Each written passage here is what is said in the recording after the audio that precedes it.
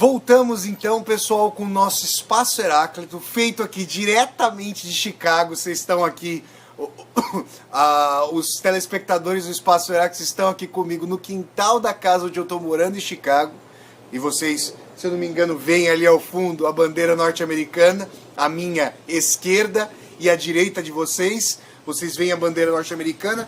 E hoje no Espaço Heráclito nós estamos fazendo uma discussão sobre as possibilidades de enraizamento político-social da arte, não só no sentido da arte engajada, mas para além da arte engajada, a arte que poderia ter profundidade de percepção, prospecção político-social, filosófica, existencial, para além de uma posição fixa em termos de uma consciência de classe ou em termos políticos. E eu falava aqui, ao fim do primeiro bloco, sobre o livro Confissões de um Burguês, que foi publicado lá no Brasil. Agora eu não posso falar mais aqui no Brasil, já que eu estou nos Estados Unidos, sobre um livro que foi publicado no Brasil pela Companhia das Letras, o livro Confissões de um Burguês. Vejam que Confissões de um Burguês, do Sándor Márai, escritor húngaro, belíssimo escritor húngaro Sándor Márai, traz uma série de relatos sobre viagens do Márai, a percepção da ruína iminente do Império Austro-Húngaro, que foi o berço do Sándor Márai, a percepção do esboroamento de uma arquitetura clássica, aristocrática, em Budapeste e nas demais cidades europeias, a percepção de que as relações iam sendo pautadas cada vez mais por trâmites econômicos, por trâmites de movimento distinto daquele desinteresse, suposto desinteresse, que pautava as relações da burguesia então nascente no século XIX, quando a competição era mais atômica, era mais voltada para pequenas lojas, para pequenas casas comerciais e industriais, e não para os grandes trustes que iam se formando até culminarem nas suas grandes disputas na Primeira Guerra Mundial, que também é retratada no Confissões de um Burguês por meio das experiências do Márai. O Márai, por exemplo, vai percebendo que terrenos baldios, que a princípio faziam parte da dinâmica de Budapeste, vão sumindo com a crescente especulação imobiliária. Vejam vocês de quando data essa pujança da cidade vista como um grande negócio a ser fatiado, a ser administrado, a ser pontuado por relações de classe que pautam determinados terrenos, determinados logradouros em função da possibilidade econômica de inserção dos seus membros. Isso é interessante porque na nossa discussão a noção de confissões de um burguês, ou seja, que partiria de uma posição de classe dominante, uma posição de classe privilegiada, faz com que o Márai, alguém, eu diria, um anfíbio na sua própria classe, dado que não se proporia a maximizar a fortuna do pai como bancário, mas quis se colocar como escritor, ou seja, houve uma tensão entre o Márai e os seus ascendentes, seu pai. Nesse sentido, o Márai consegue, mesmo partindo de um ponto de vista de classe, Confissões de um Burguês, consegue se descentrar a ponto de mostrar a estranheza que lhe causa, por exemplo, uma greve iminente de trabalhadores, aquilo que ele vai chamar no livro de Minha Primeira Experiência da Luta de Classes. Ele consegue trazer à tona, nesses momentos aparentemente fragmentados, mas que vão sendo conectados no todo do livro, uma percepção da realidade que me parece mais profícua, muitas vezes, do que a vinculação eminente e efetiva a um determinado prisma. Isso também é possível de ser observado em uma série de obras que, a priori, disputam entre o espectro da sua fortuna crítica a possibilidade de serem lidas à esquerda e à direita. Por exemplo, vamos passar agora, a gente já falou sobre Memórias do Subsolo do bom e velho Dostoiévski, falamos sobre o Sándor Márai em seu Confissões de um Burguês, vamos transitar agora rapidamente, ou mais precisamente de forma panorâmica, pelo processo do nosso bom e velho Franz Kafka. O processo seria uma obra de crítica social. Boa parte da fortuna crítica do Kafka leria o processo como uma experiência de mergulho nas entranhas do poder. Outra parte tende a ler o processo como uma impossibilidade de revolta contra o poder, dada que essa estrutura onisciente e onipotente escapa a qualquer tipo de apreensão e escapa ainda mais a qualquer tipo de contraposição. Qual das duas leituras teria razão? Será que ambas não têm razão a partir de seus pontos de vista determinados? E quando nós percebemos a dinâmica contraditória e eu diria dialética da obra, nós não tendemos a perceber uma dinâmica que ultrapassa esses pontos de vista determinados?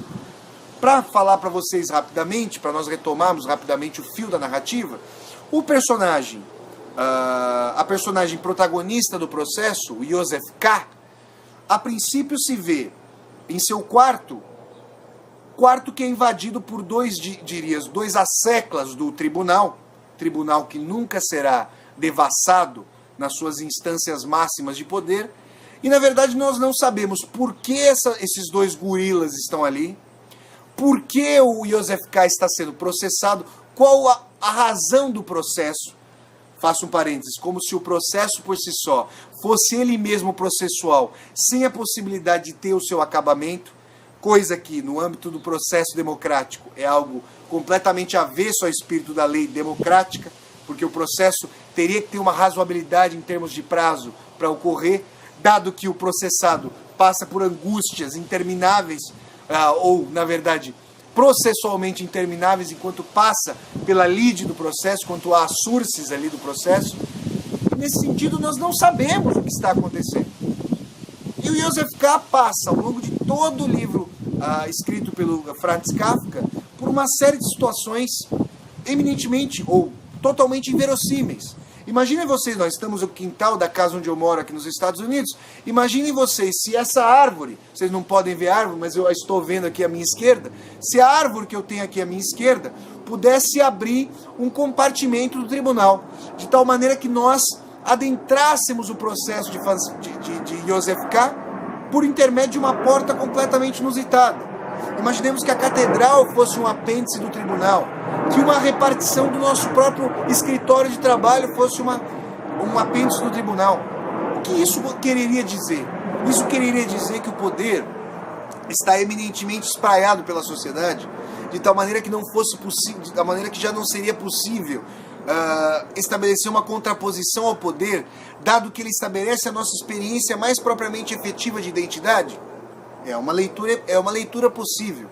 Mas o Joseph K., ao não se perguntar sobre a origem do processo, ao não se perguntar sobre as razões do processo, ou ao só fazê-lo de maneira eminentemente pouco crítica, ou pouco efetiva, pouco contraposta, traz para nós uma série de leituras sobre o poder também como resignação, como instância tão forte que faz com que nós tenhamos que lidar com a vida como se não fosse possível a ela escapar.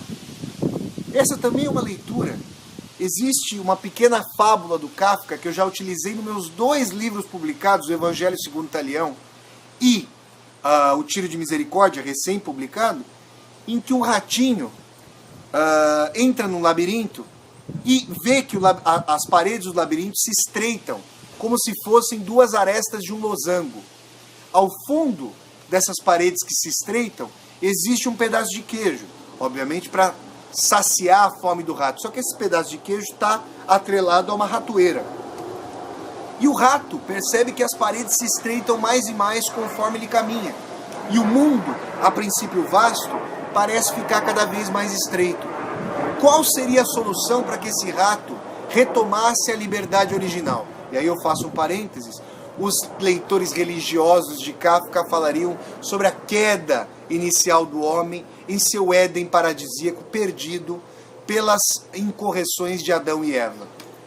Como o rato retomaria sua liberdade original? Bom, vocês podem ver que se as paredes se estreitam em termos losangulares, o rato só precisaria voltar, virar de costas e voltar para sua liberdade original, que se espraiaria como se não houvesse novas arestas do losango. Só que vocês sabem quem dá o conselho para o rato, para que ele se volte para o caminho de onde ele veio e retome a sua liberdade original? O gato voraz que lhe está às costas. Basta que você volte para o caminho de onde você veio. disse o gato, e devorou o rato. Seria essa a tônica da obra de Kafka? Uma tentativa inequívoca de buscar uma vivência, mas também uma tentativa inglória de consegui-la? Essa é uma possibilidade de interpretação, e eu gostaria de trazer à tona aqui algo que foi dito durante a palestra, o debate mais propriamente dito, entre mim e o professor Daniel Pulha. Eu faço até um parênteses, pessoal, porque esse debate entre mim e o professor Daniel Pulha, que aconteceu durante o lançamento do Tiro de Misericórdia, o meu segundo filho literário, está disponível na internet. Se vocês entrarem na página da editora Universos, na internet, no YouTube mais propriamente, e vocês procurarem lançamento de Tiro de Misericórdia, vocês vão encontrar uma série de vídeos e vão encontrar o debate que aconteceu entre mim e o professor Daniel Pulha. E aqueles entre vocês que estiverem no meu Facebook, Flávio Ricardo Vassoler, vocês podem me adicionar. Meu Facebook é uma página de trabalho, então eu posto uma série de vídeos, textos, fotos das relações que eu estabeleço entre arte e vida. Vocês vão encontrar, entre as últimas postagens aqui, as postagens mais recentes, nós estamos hoje no dia 8 de setembro de 2014, vocês vão encontrar a palestra, o debate entre mim e o professor Daniel Pulha. Nesse debate, eu fiz uma colocação que me pareceu importante, tendo em vista que o professor Daniel marcava a questão de que as obras que fizessem críticas à esquerda, à própria esquerda, ou seja, críticas que se voltassem contra os críticos esquerdistas, que poderia haver aproveitamentos eminentemente conservadores em relação a essas obras. E aí, num determinado momento da discussão, eu me lembrei de um trecho da teoria estética do bom e velho Theodor Adorno, esse pensador da escola de Frankfurt. Eu me lembrei de um trecho em que o Adorno faz uma discussão com Georg Lukács, que é o autor húngaro marxista, que inclusive chegou a ser ministro da Cultura na Hungria, ministro da Educação, ministro da Cultura na Hungria comunista. O Lukács, a priori, rechaçava o Kafka por não considerá-lo um autor realista nos moldes daquilo que a nova sociedade emancipada, ou supostamente emancipada, ou sociedade posta para a emancipação, se colocava. O Kafka, ao romper com os parâmetros de verossimilhança do grande realismo, ao criar uma atmosfera lúgubre, uma atmosfera em que as relações mais brutais são naturalizadas, como se elas fossem a segunda natureza dos homens, o Kafka seria um autor a ser proscrito pela sociedade emancipada. E nesse sentido, Lukács vai propugnar mais por Thomas Mann, um escritor eminentemente burguês, mas que tinha uma conformação de mundo nos moldes daquilo que era possível ser considerado um diagnóstico de época, e o Kafka mais metafórico, mais alusivo a uma estrutura de poder que não se revela, que na sua onisciência e onipotência muitas vezes se nos revela pela filigrana do cotidiano, pelo resquício que quando vem pelo mote mais poderoso. O Lukács vai mudar a sua opinião sobre o Kafka quando, ao fazer críticas ao regime e se estabelecendo, numa viagem ele à Romênia, ele se vê preso, na iminência de ser deportado para o Cazaquistão, para a Sibéria longínqua, na iminência de ser fuzilado pelas autoridades comunistas, ele, transportado da sua casa até a sede da polícia política por 2 gorilas, assim como Joseph K., ao fim do processo, o seria, Lukács, e essa é uma menção de Theodor Adorno na teoria estética, uma menção eminentemente kafkiana de Theodor Adorno na teoria estética. Lukács então teria dito: agora, nesse momento em que eu percebo a intromissão do poder no mais recôndito da minha vida, a impossibilidade de expressão do real em termos críticos, agora eu percebo que Franz Kafka é efetivamente um realista. Essa escatologia do Kafka, que o Lukács a princípio rechaçou, se mostrou efetiva quando o grande crítico Georg Lukács pensou a sociedade a contrapelo de si mesma. Fez aquilo que o Homem do Subsolo, o personagem do Memórias do Subsolo de Dostoiévski, fez aquilo que o narrador de Confissões de um Burguês, e fez aquilo do Sándor Márai, e fez aquilo que Józef K. no Processo fizeram. A tentativa de aprender a realidade nos seus movimentos mais contraditórios, de tal maneira que essa realidade possa ser questionada pelos mais diversos prismas e não necessariamente precise se vincular a uma determinada posição. Ainda que o autor, este autor, por exemplo, queira uma transformação radical da sociedade, uma transformação que humanize a própria humanidade, me parece que a percepção pelo negativo, a percepção da arte, que se volta contra os próprios parâmetros de realização, para mostrar, para iluminar a obscuridade daquilo que não se mostra ainda emancipatório, das mais diversas contradições que se enredam às próprias possibilidades emancipatórias, como a história do socialismo real durante o século XX nos mostrou, me parece que essa posição é mais prolífica para trazer a arte e a filosofia ao pensamento, a arte e pensamento, uma possibilidade de desvelamento das contradições da realidade. E aqui, pessoal, já nos encaminhando para o final desse primeiro programa do Espaço Heráclito, Made in USA, feito na cidade de Chicago, no bairro de Northwest Side, aqui em Chicago, eu traria para vocês uma colocação que eu também fiz ao longo do debate com o professor Daniel Puglia no lançamento do meu segundo livro, Tiro de Misericórdia. Eu me lembrei de uma entrevista que o professor Antônio Cândido, fundador do Departamento de Teoria Literária, onde eu estou da Faculdade de Letras da USP, onde eu estou fazendo o meu doutorado, o professor Antônio Cândido, num livro organizado pela Fundação Perseu Abramo, teria dito que, para a construção de uma sociedade emancipada, ele, eminente crítico literário, chegaria a admitir a possibilidade de censura para que essa sociedade se consolidasse em termos de um consenso, em relação para que esse consenso fortalecesse a aglutinação da sociedade em contraposição aos adversários conservadores encarniçados, por exemplo, da burguesia, contra-revolucionários por excelência. Essa colocação me parece muito voltada àquele período importante da Revolução Cubana, a qual o professor Antônio Cândido faz referência. E nesse sentido é muito interessante pensar que na iminência da Revolução, ou nos primórdios da Revolução, esse ímpeto de aglutinação social pudesse criar, ainda que um veio de censura para coesionar a sociedade em torno da Revolução, um ímpeto para que houvesse espaço para a crítica. Mas e o devir dessa sociedade? E a construção da Revolução para além do movimento revolucionário? Como é que esses movimentos se consolidariam como críticos, e eu diria autocríticos, para além de um poder que sempre vai se colocar como, ou que tendeu historicamente a se colocar, como contraposto aos contra-revolucionários, a iminência de sempre querer abalar esse movimento de emancipação? Como é que isso se configuraria? É nesse sentido que a colocação do professor Antônio Cândido, quando se volta para um período contra-revolucionário, anódino, um período de conciliação da indústria cultural do capitalismo como o nosso, me parece que esse período traz fatores contraditórios à colocação do professor Antônio Cândido. Me parece que ela se torna preocupante quando historicizada para a nossa época.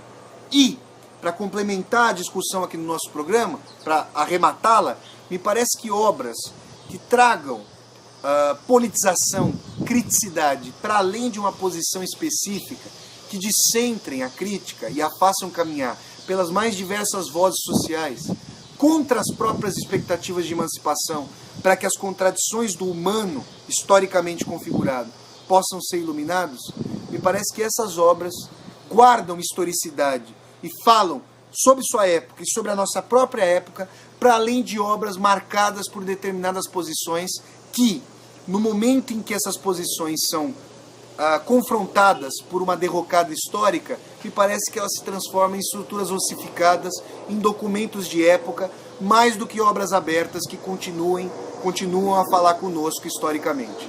Então, pessoal, nós vamos nos aproximando, nós encerramos hoje o nosso primeiro Espaço Heráclito Made in USA, e eu deixo um grande abraço a vocês. Até daqui a 15 dias, com mais um Espaço Heráclito, diretamente aqui dos Estados Unidos. Grande abraço, pessoal, e tchau, tchau!